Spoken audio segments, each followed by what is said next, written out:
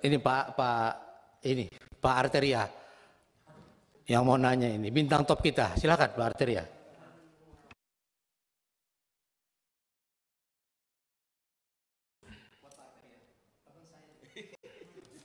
Terima kasih Pak Ketua yang baik hati. Pak Dr. Yunus Hussein yang amat kami hormati, Pak Dr. Yenti yang amat kami hormati. Saya tidak mau bahas mengenai kejadian kemarin. Ini kita bicaranya mengenai pencucian uang saja ini.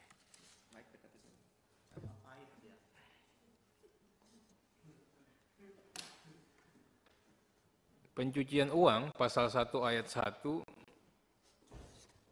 didefinisikan sebagai segala perbuatan yang termasuk atau yang memenuhi unsur tindak pidana berdasarkan undang-undang ini. Definisinya nggak jelas ini, Bu Dokter. Kalau orang awam nggak jelas, Pak. Kasihan ini. Saya aja anggota DPR juga masih bingung bacanya, Pak. Pencucian uang adalah segala perbuatan yang memenuhi unsur-unsur tindak pidana sesuai dengan ketentuan dalam undang-undang ini. Definisi yang tidak menerangkan. Dan tidak mendefinisikan. Jadi, ada perbuatan-perbuatan yang termasuk juga mencuci uang, tapi tidak bisa dipidana. Kalau dari definisi pasal 1 ayat 1 itu, Pak dan Ibu narasumber. Sekarang saya mau tanya, perbuatan-perbuatan yang mencuci uang yang tidak bisa dipidana itu yang mana? Ini kan tafsir a contrario. Atas tafsir pasal 1 ayat 1, saya minta klarifikasi. Kemudian pasal 1 ayat 5, transaksi keuangan mencurigakan. Tapi pasal 1 ayat 1 sepakat ya, ada pencuci uang tapi tidak dipidana. Sepakat dulu nih kita ya. Bisa nggak begitu? Atau nggak sepakat? Yang kedua, pasal 1 ayat 5, transaksi keuangan yang mencurigakan, transaksi keuangan yang menyimpang dari profil, dari karakteristik, dari kebiasaan pola transaksi. Ini saya diajarkan hukum perbankan sama Dr. Yunus Hussein, ini dosen saya, Pak. Nah, kalau untuk menilai ini, siapa yang menilai profil, karakter, kebiasaan pola transaksi? PPATK.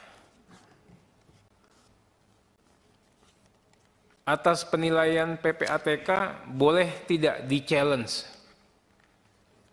minimal oleh pihak yang sedang terperiksa. Oh, boleh. Di pasal yang mana? Saya nggak melihat. Justru ada ketentuan yang namanya tipping off, anti-tipping off ya Pak Dr. Yunus ya. Waktu kita diperiksa ini bank nggak boleh ngasih tahu kita ini. Padahal kita nasabah terbaik sama banknya itu. Kita dikerjain banknya nggak boleh ngasih tahu. Nah, ini yang kita katakan kalau diberikan kewenangan yang seperti itu amat sangat membahayakan. Kita tidak bisa membersihkan diri. Tidak bisa melakukan upaya klarifikasi. Kenapa saya katakan begitu? Karena nanti endingnya adalah di 44, pasal 44L. Perdebatan itu berakhir pada saat menyerahkan hasil itu kepada penyidik. Ini yang seringkali kejadian dalam praktek. Negara ini menghilangkan kearifan lokal. Bagaimana musyawarah untuk mufakat, bagaimana nanti kok musyawarah bukan kita turunkan lagi atau kita naikkan lagi. Bagaimana kita ini tabayun. Tabayun itu diklarifikasi dulu. klarifikasi, ini benar enggak transaksinya transaksi apa? Oh, kenapa nariknya sekian? Itu loh. Nah, ini kami juga mohon nanti diberikan penjelasan. Kemudian yang transaksi mencurigakan yang patut diduga untuk menghindari pelaporan yang wajib dilakukan oleh undang-undang.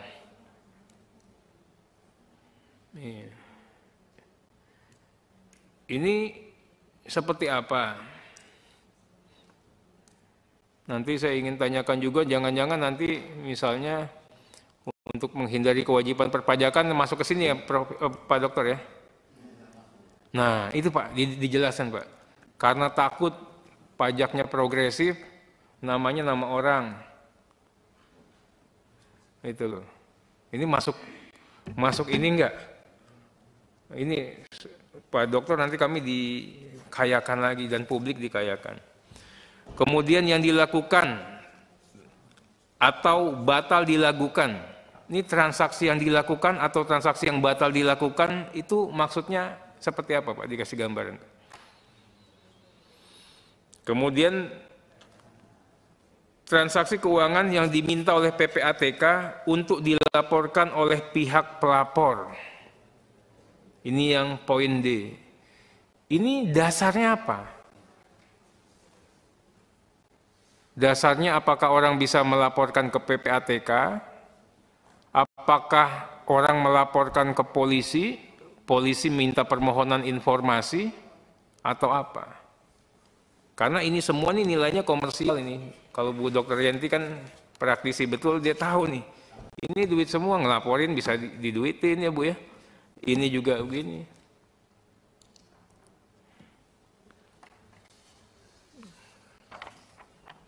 Yang pasal 2, Pak.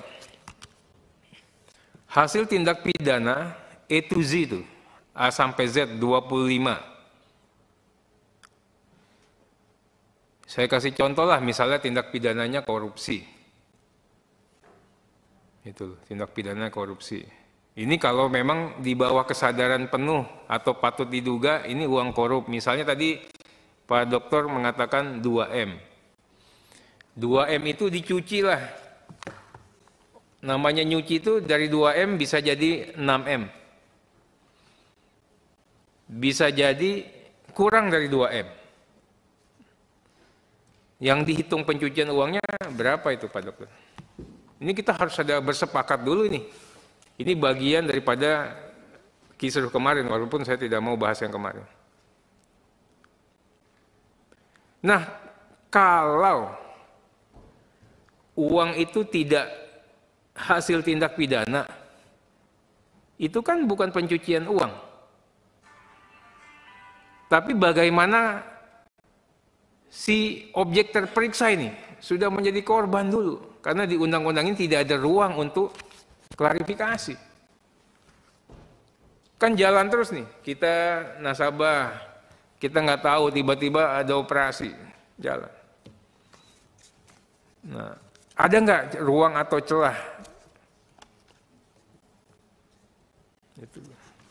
Saya tadi dikatakan tadi, itu kan masalah teori monisme. Kalau terbukti fakta, tidak diperlukan, dibuktikan mens reanya. Nah ini kami mohon juga nanti diberikan gambaran. Pertanyaan berikut, kalau harta kekayaannya bukan merupakan hasil tindak pidana, pasal 345 itu unsurnya tidak terpenuhi ya Pak dan Ibu ya. Itu tadi, bagaimana sesegera mungkin kita sudah tidak dilibatkan dengan urusan TPPU. Karena ini kan berproses terus, jalan nyampe ke penyidik. Padahal kita bisa katakan, ini bukan hasil tindak pidana. Tapi tidak ada kanal untuk kami mengatakan ini bukan hasil tindak pidana. Uang kami tidak ditanyakan kok. Kami tidak diperiksa. Yang urusannya kan antara PPATK dengan lapor dengan bank.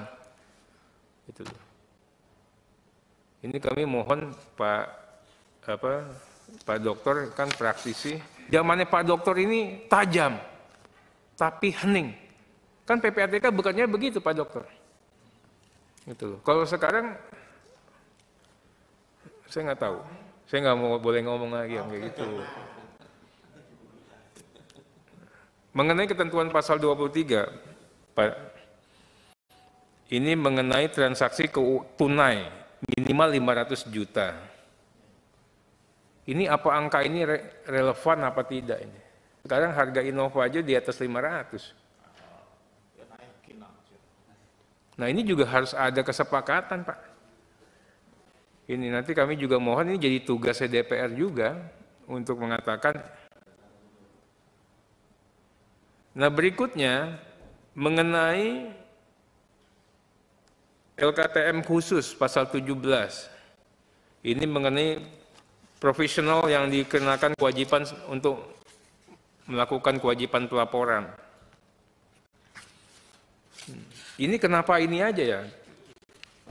Atau apa yang harus ditambahkan lagi? Kalau dikatakan sama Pak Dokter, tadi mengatakan notaris PPATK taat. Betul ya? Gini Pak Dokter, ya dia pasti taat karena produknya itu berjejak Pak. Buat akte ada buktinya, buat ini ada buktinya. Lawyer belum tentu kerjanya ada jejaknya. Itu. Nah, saya sepakat itu lawyer juga katanya ini memang harus juga di ini ya. Kita nanti menjadi bahan diskusi lah. Itu. Berikutnya mengenai hasil analisa, hasil pemeriksaan tidak sama dengan LTKM. Biar itu betul. Sepanjang pengetahuan dan pengalaman terbaik Pak Dokter, itu memang betul bahwa dalam membuat LHA, LHP itu, pihak yang menjadikan objek itu memang tidak ditanyakan, Pak. Atau memang bisa saja ditanyakan. Tidak boleh ya? Undang-undangnya tidak boleh memang ini. Oh, jadi memang tidak boleh itu ya. Oke. Itu loh. Jadi memang tidak boleh. Oke. Nah, berikut. Singkat ya, waktu kita. Saya bolehnya udah banyak-banyak nih. Aduh. Wah, hilang pertanyaannya. Kemudian sedikit Pak. Boleh nggak? Misalnya ada pelapor. Saya laporin Tobas. Tobas melakukan tipu gelap 372, 378. Saya ke polisi, Pak. Saya ke polisi. Saya bilang Pak Polisi, jangan 372, 378, TPPU-nya mainkan. Pak polisinya main nih. Sat. Ini. Kemudian minta permohonan informasi, Pak. Polisi minta permohonan informasi. Tas. Gitu. Hah? Ke PPATK. Ke PPATK. Pertanyaan saya, Pak. Produknya itu apa, Pak? Apakah informasi? Apakah rekomendasi? Apakah LHA? Apakah LHP? Ini nanti tolong dijawab. Nah, tiba-tiba, ini saya kaget juga Pak. Tiba-tiba kok produknya LHA Pak. Misalnya gitu ya Pak. Nah, boleh tidak LHA-nya nih, misalnya juga ini, berdasarkan hasil koordinasi dengan penyidik, diperoleh informasi, berdasarkan hasil koordinasi dengan penyidik. Oh, saya kan koordinasi sama penyidik ya. Saya nggak ngerti nih, emang benar atau enggak. Diperoleh bahwa terdapat adanya dugaan Tobas melakukan atau dugaannya misalnya setoran tunai lah yang dilakukan oleh Tobas ke dalam rekeningnya. Itu loh. Yang diduga bersumber dari hasil tindak pidana. Ini LH, kalau LHP kan lain lagi Pak ya. Ini LH nih. Boleh nggak bunyinya begitu? Kan yang Prof katakan tadi, ya Pak Dr. Yunus katakan tadi, kita ini sebagai gelandang Pak, memberikan asis ya, bukan mencetak gol. Iya. Kalau main bola, saya ikutin irama main bola juga ini. Nah kemudian, boleh nggak kesimpulannya juga nih sama, berdasarkan hasil penelusuran transaksinya Tobas, ditemukan cukup banyak transaksi, patut diduga transaksi setoran-setoran itu merupakan hasil tindak pidana yang 372, 378. Ini kan kesimpulannya penyidik, Pak. Nah, ini pertanyaannya seperti itu, yang mohon untuk diberikan pencerahan kepada kami, Pak Dr. Yunus, Ibu Dr. Yenti. Terima kasih.